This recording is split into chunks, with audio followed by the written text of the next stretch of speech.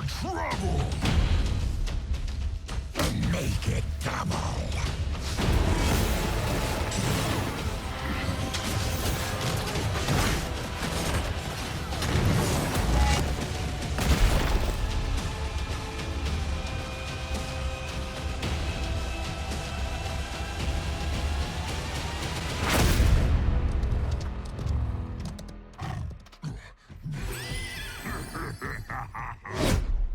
So, out of everything this morning, the thing that hyped me up the most was the announcement of Cho'Gall. Just such a crazy idea, blew me away. I never expected it coming. But then at the same time, Heroes has been that kind of game where we've gotten things like Abathur and these really different playing heroes.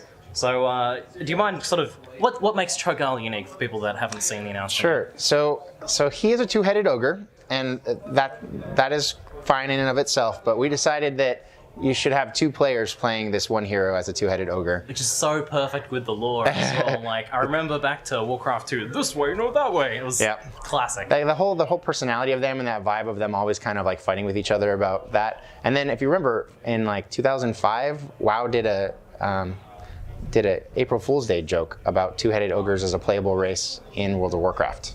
And that was just, I mean, it was ludicrous enough that it was a joke for the year, right? And so here we are 10 years later, and we're bringing it to Heroes of the Storm. So how does it work? How do you get two players playing the same hero?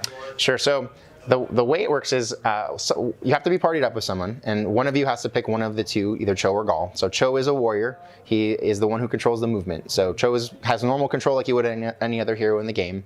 And Gall is the assassin, so he's the other head, and he has no control of movement. He does have the ability to kind of speed you up. He can hit his Z key to kind of make you get a little burst of speed, but otherwise he's not controlling movement at all. So Cho's job is to get Gall in position to do a lot of damage. So Cho's a melee warrior, so he can do a lot of things. He has some spells. He does damage on his own, but really Gall is the big damage dealer who's the big damage dealer who's there. So you're really working in conjunction with one another to try to tear things up. You basically have the health of two heroes, you have the damage of two heroes, which is great, but if you get killed, you just lost two heroes, and you lost an equivalent amount of XP and stuff, so there's a cost, right? There's a high price to pay. You don't want to just be diving all the time and think, I'm big, because when you die, you just killed two heroes. Yeah, so there's still like 5 players to the team, right? Even though you're teaming up on the one hero. Yep. And it's different to just like having an Abahat, right? Having like some player adding a little bit. They have fully fledged sets of abilities each. So it's like the Abathur symbiote on steroids, kind of, in terms of as Gall you have a full suite of abilities, and then there's actually something really cool you have where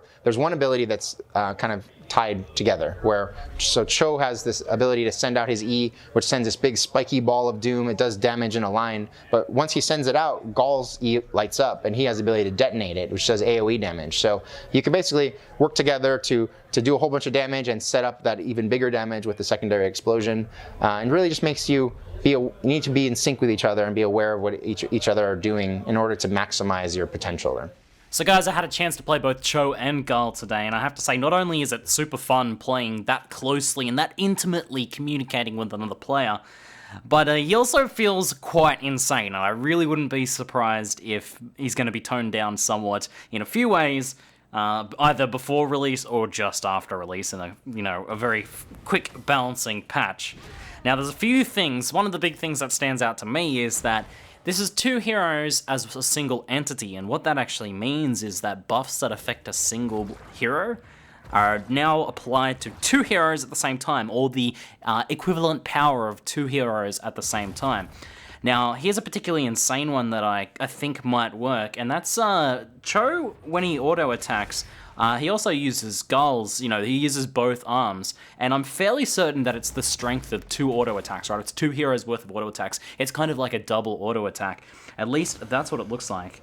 And the Medic Stim Pack, comboed with that, will be particularly insane. You already know, like, Medic Stim Pack with things like Illidan, a Medic healing and Stim Packing a Cho'Gall players, is going to be insane.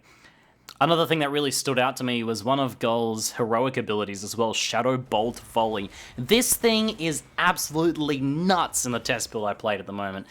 And essentially what this is it's a very long range, kind of a skill shot. What it does is fires a barrage of arrows over the course of 4 seconds, something like 20 arrows over 4 seconds, and it does a huge amount of damage. Like, I brought heroes down from max life to empty with a single barrage, hitting, not all of the projectiles, most of them.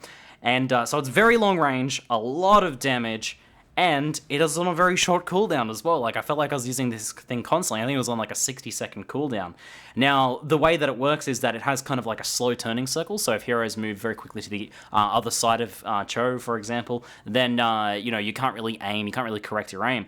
But because it has such long range, you can just hang back and just pelt the enemy team and just absolutely obliterate them. And then the level 20 upgrade for it is allows it to pierce through the entire enemy team. So I was like wiping the entire enemy team with this ultimate every minute. And it is absolutely nuts. This thing, I think, like, what's going to happen is that it'll have its range heavily reduced so that enemy players are more easily able to counter it. Because at the moment, it's absolutely nuts. But it was incredibly fun destroying enemy teams with this thing. So anyway, back to Kaeo with some more words on what makes Cho'Gall particularly unique.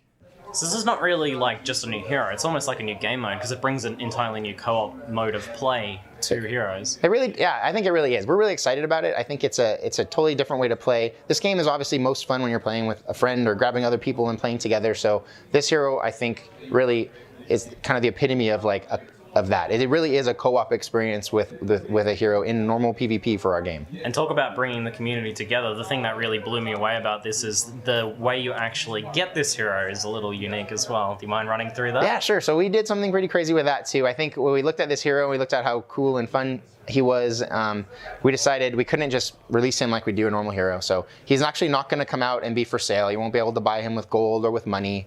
What's going to happen is everyone who was here at Blizzcon in person, everyone who watched the virtual ticket, and then a select group of people we're going to pick from our global audience, they're going to get Cho'Gall for free. They're the patient zeros, essentially. They are Cho'Gall Zero, and they're gonna be the ones who are basically going to seed Cho'Gall for everyone else. And so they're going to get a quest once Cho'Gall is released, which is go play games with someone else, which is effectively to give them Cho'Gall. So once they play a game with someone who doesn't own Cho'Gall as the other head, so they could be their Cho or Gall, but they have to play games with them. Once they complete that quest, the other player gets Cho'Gall, and when they do that with 2 players, they actually get some gold, so we'll give you a gold reward for helping spreading the Cho'Gall around. Yeah, there's that incentive to actually go out and infect a bunch of people with the Cho'Gall virus. Yeah, it really behooves you to do that. And then what's cool is then the person who just got it, they then get their quest. Once they own him, they can get their quest to go spread him as well. So some Cho'Galls are going to be running rampant in the Nexus, which we're excited to see how this goes. It is pretty crazy. It'll either be like amazingly awesome or we'll be like, what have we done? It's going to be interesting to see, like, hopefully you guys post some stats in like a couple months time after releases of like how quickly and how we spread and through what regions and stuff like that. I would definitely like to see that. So I know we will be tracking that stuff and we'll see how nutty it ends up being and how much of that we share. But I think everyone will be pretty invested in what happens with that based on, it's in their hands of how we spread this guy around. So as if the fact that 2 players playing the same hero wasn't kind of like unique and enough for Cho'Gall, this fact that you also only can get the hero really by either being at BlizzCon or, having the virtual ticket or, playing games with someone else who has it and contracting him virally is nuts. That is nuts. So what I really like about this mechanic, in addition to being, kind of like a social experiment, I also really like that it's going to bring a lot of people together in a lot of interesting ways. We're going to see like Reddit groups and chat groups and things dedicated to getting people together to, spread this heroes transmitted infection. And then on top of that, we're going to have like a bunch of awesome, potential for streamer collaborations, streamers getting together and doing more things together, YouTubers collaborating, and, just maybe potentially like getting new players into the game as well. Like if you have a friend who maybe you want to play some more games with, but they're not, maybe not too good at this style of game, then you can get them in on a hero, essentially, that they don't have to control the movement of. You can essentially drive, and then they can kind of, just focus on dealing a lot of damage, and you can communicate, and they can see how you move around, like, very directly, like, they're going to be constantly looking at, your character as you're moving them around, and then they can start to learn, by observation, hero movement and positioning and things like that, and it's going to be a great way to introduce them to the game, and then eventually maybe they'll want to try some other heroes, and you guys can co-op on some regular type heroes. What sort of unique balancing issues or problems did you run into with balancing a hero that's, has to be balanced around 2 people playing? Because that's, we've seen things in the past with like Abathur Illidan combos and stuff like that can be... There's a lot of crazy things that can come with him, for sure. And definitely from early on, some of the initial concerns were the obvious ones, like, we've got one hero on the battleground who's got twice the health and effectively twice the damage of any other. But of course, the counterbalance to that is that when you kill him, you've just taken 2 heroes out of the game. And it can be less places at once as well, Yeah. opposite of Lost Vikings, sort of. So there's some like natural like give and take there. I think that we've done a good job of balancing out. At our State of the Game panel, they're going to talk a little, is it the State of the Game? Maybe the Hero panel that I can't remember if it's today or tomorrow, but there'll be information come out where they talk a little bit more about some unique challenges that came up with Cho'Gall. And one of them actually made them think differently about the whole game and spurred some of the changes we've done recently to the way we do level scaling in the game. So I won't go into details about that, but I'll say check that stuff out and know that we were very cognizant of the concerns about Cho'Gall as we built him. However, I think as we get out there, the proof will be in the pudding as when it gets in players' hands. And I'm sure there will be crazy things that come out with him, some that we've anticipated and some that we haven't. But as always, we will be watching him closely and we'll make sure that we keep him in line. So I'm excited to get him in people's hands and see what they do with him. Do you think this will be something you'll do again in the future, like with that same sort of mechanic with other heroes potentially? I don't know. It suits him really well. Everything about it makes a lot of sense. He was kind of uniquely like qualified for something like this. It's an experiment. We'll see how it goes. I like the idea of it. I like everything that like engages players to interact with each other. I think this game, like I said, it just gets better when we work with people. It's a team game. You play better, you win better when you're finding people and you're interacting with them in a positive way. So I'd be excited to see what other twists on this we could do in the future, but no plans yet. Let's see how this one goes, and we'll take it from there.